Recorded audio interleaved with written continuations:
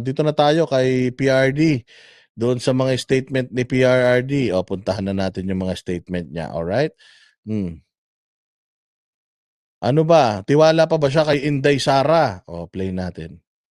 Inday, wala yun. Inday, kaya niya yan. Insignificant pa siya doon yung kasuhan man nila si Inday, di kasuhan nila. Hindi naman makulong yan. Hindi talaga mapakulong yan. Kasi patayin mo yan, mag-uwi ang Davao yan. Ako, I have full faith kay Inday. Kaya niya yan. Anak ko yan eh. Kilala ko.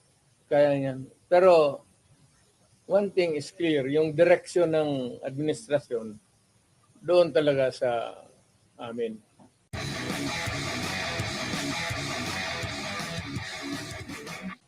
At maliit na bagay yun. Total ginagamot naman.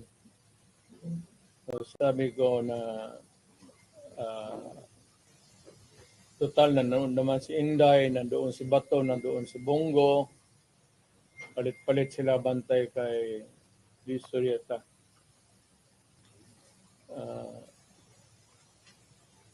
Yun lang ang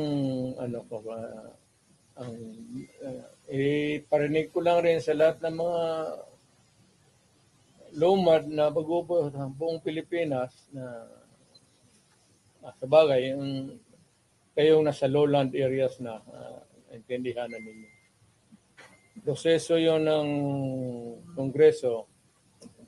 We cannot question their authority. May investigation eh. It's just too bad na ganun ang nangyari.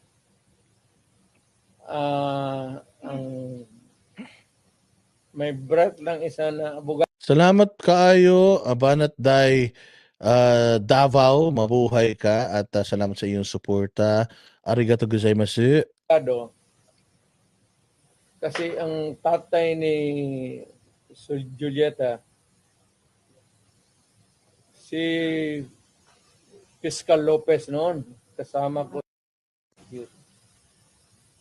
So, yung mga pinsan-pinsan nila mga abogado na anak, nagtanong sa akin na bakit daw na at one point yung sa gabi na yun, there was an order coming from the Quad sa Congress na dalhin si Julieta sa Women's Correctional Institution na hindi naman daw kriminal. Sabi ko, tama naman siya. Gusto niyang malaman sa akin, sabi ko, wala pa akong sagot kasi hindi pa ako napunta ng Maynila. As a matter of fact, nagtawag ako ng kausap si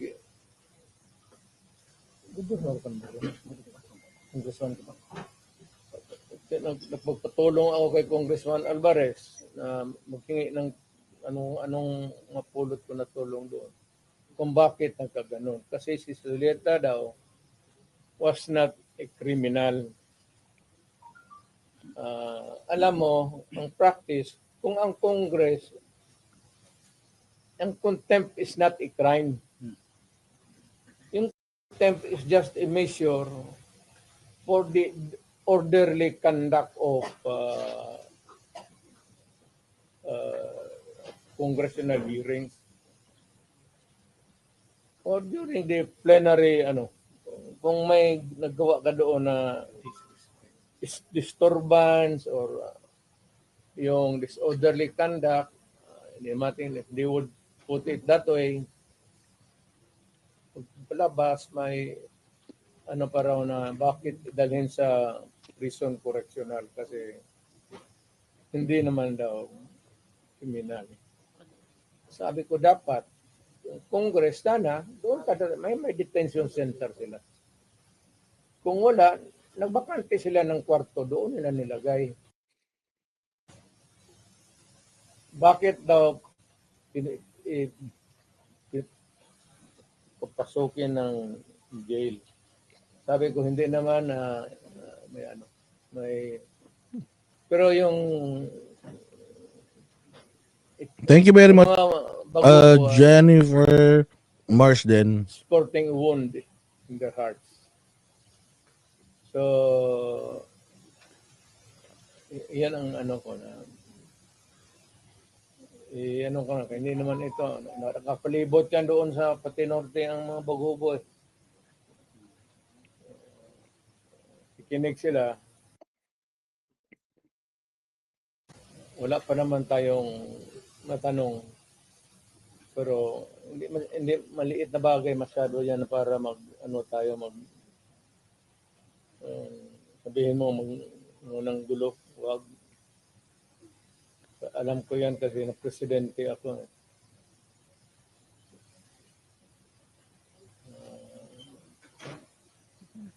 Yun lang, hindi ako magdagdag kasi i-reserve ko muna yung akin.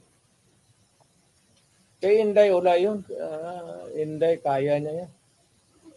Insignificant pa siya doon yung kasuhan man nila si Inday, di kasuhan nila. Hindi naman makulong yan. Hindi talaga mapakulong yan. Kasi patayin mo yan, mag-uwi ang Davao yan. Alam mo, dito tayo talaga bilib na bilib sa mag-ama na to. It's as if parang unfazed sila, you know? Hindi sila, wala silang pakialam what's gonna happen. Kasi isa lang naman ang gusto nilang mangyari talaga eh. Maging okay ang bayang Pilipinas. Magtrabaho para sa bayang Pilipinas. Klaro yung sinabi ni Inday Sara. Ba't di nyo na lang kasi kami bayaan magtrabaho? Bakit kasi kailangan pa nating tingnan yung election sa 2028? Umpisa pa lang tayo. Kinausap nyo na ako. Sabi ko nga sa inyo, kaya nga nagbitiw ako sa partido kasi ayaw ko ng politika nyo. Masyado pang malayo yun. Kaya nga kita tinawag tambaluslos eh. Tangina, nakakaupo mo pa lang na congressman eh. Speaker of the House mo pa lang, putangina ka, tinitingnan mo na kagad yung 2028. Hindi mo nga alam kung may pag-asa ka, may kapag-apag-asa ka eh. Kasi ngayon ang ginagawa mo, katulad ng ginagawa mo sa Leyte, tambaluslos, di umano according to Inday na you are eliminating yung mga posible na mga kalaban mo dyan, yung mga malalakas na mga kalaban mo, anong ginagawa mo sa kanila? You pay them off. You're paying them, sabi ni Inday. Para wala kang kalaban dyan sa sa Leyte. Tamo yung probinsya mo, Bulok. Tingnan mo yung distrito mo, Bulok. Tangina, hindi ka marunong mag-Tagalog. Sobrang sosyal mo. Sobrang ganda ng bahay mo, sobrang sarap ng buhay mo. Tapos tingnan mo yung distrito mo sa sa probinsya mo. Bulok. Walang infra. Walang kwenta. Lubak-lubak pa yung daan. Lahat ng projects ng ng mga kalsada and mga infrastructure, sa Congress nang gagaling yan Sabi ni Inday noon, wag niyo na ako isama sa niyo, gusto kong magtrabaho.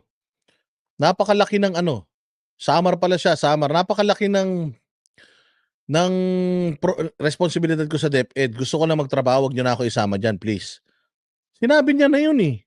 Anong ginawa niyo? Tinuloy-tuloy niyo pa rin. Tinuloy niyo pa rin. Ako, I believe, si Bongbong, walang kinalaman diyan, tanga yun eh. Ako sa kapasidad ni Bongbong, alam ko walang alam yun. Bopols yun eh. Approve ng approve yun. Kung ano sabihin ng asawa, ng pinsan, ng mga nakapaligid, approve lang ng approve yun. Kasi nga tamad. Kasi nga engot. Kasi nga bopol. Sabi nga ni Inday Sara, hindi marunong magpresidente. Pag may sinabi sa kanya yung mga bataan niya, okay lang siya ng okay.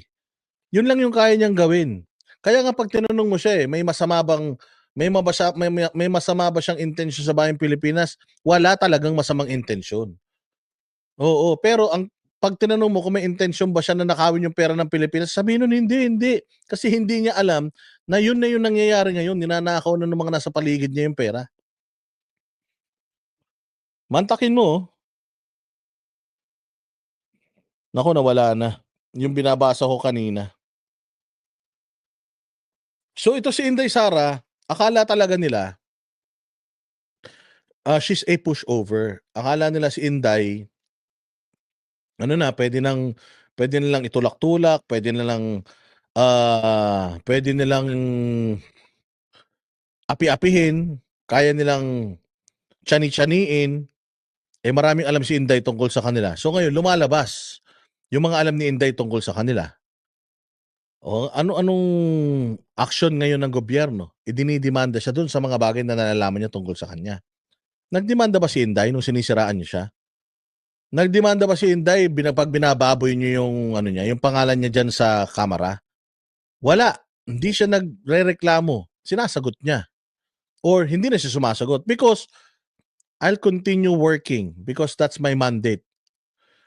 I am I need to answer sa COA because sila yung tamang opisina para diyan sa mga kaso or para diyan sa mga reklamo. Sa kanila ako sasagot. Ang daming binuking ni Inday, ang daming binukong ni PRD. Mayroon bang media na nag-ano nun, nag-pick up nun? Yung sinabi ni Inday na ang namimigay ng sobre sa DepEd si Lisa Marcos, may nag-pick up na media? Wala. May pinick up ba sa Quadcom? Pinick up ba dyan sa Good Government? Wala, hindi. Ang dami-dami pa. Yung sinabi ni Inday na may mga insertions. Pinick up ba ng troll? Pinick up ba ng media? Pinick up ba ng ng Quadcom? Pinick up ba ng Good Government? Wala. Nandiyan dyan na si Inday Sara, nag-take ng oath. Ilang araw na nakakalipas? 2 na? Utangin na. Suarez, nagpa-drug test ka na ba? Sabi nyo nun, mag-take siya ng oath, umatin siya sa Good Government, magpapa-drug test kami. O nasa na ngayon yun, Suarez? Pa-drug test na kayo? Singilin nyo si Suarez dyan, ha? Kung sino man sa inyo pupunta ng Congress sa mga susunod na araw, tanongin nyo lang si Suarez kung kailan yung resulta ng drug test niya kasi sumumpa na si Inday Sara sa Good Government, ha? Baka naman magkalimutan na naman yan. Katulad ng mga MOO inyo.